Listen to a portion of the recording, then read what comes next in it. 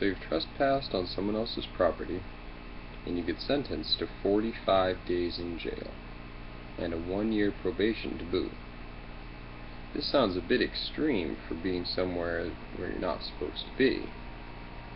Well, we've got a whole lot of people that are trespassing and are where they are not supposed to be, with no way to track them, no way to know what they're bringing in, if anything, and no way to get them out.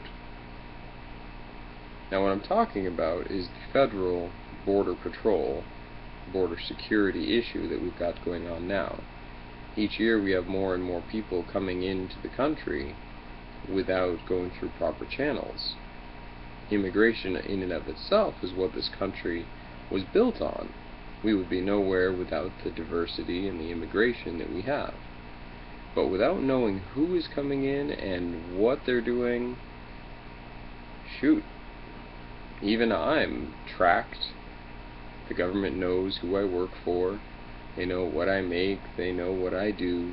I need to have permission in order to get a firearm, or even my taxes. They want to know. They want to use I need to pay into the system. Well, people that are here illegally fly under the radar and don't have to do any of that. And that's not good for the community. That's not good for the federal government. Ultimately, it's good for no one but the illegal immigrant. Now, Border Patrol is nothing new. It's actually been around since 1924, according to the Customs and Border Control website.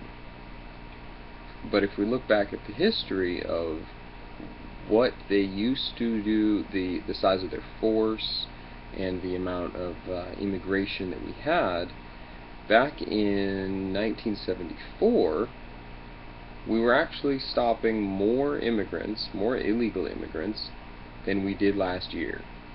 We had about 100,000 less illegals stopped last year than we did in 1974.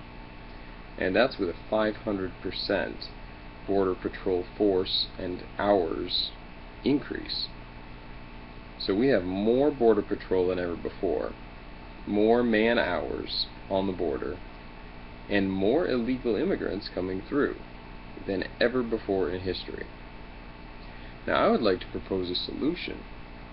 According to the Washington Examiner, it was called Bracero, or Bracero. I'm not sure if it's Spanish or English. It looks Spanish. But it was a program that ran between 1942 and 1946. What it was an easy, affordable way for immigrants to work here and stay here legally as workers, so they could get the jobs, they could earn an income. The farmers and industries that wanted the labor could get it easily and affordably, and no one was super taxed, no one was being held out. In fact, over 4 million contracts were signed by these immigrant workers, and that's, even today, is over 1% of our entire nation, which is about what we have in illegal immigrants right now.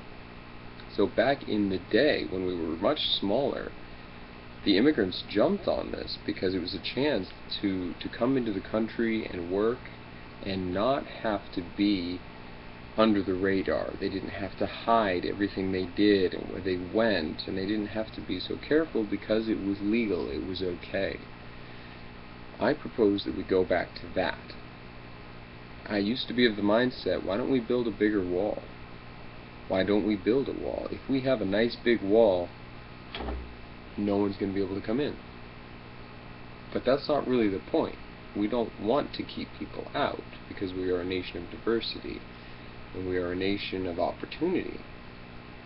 I say we need to get back to that. We need to become that land of opportunity again.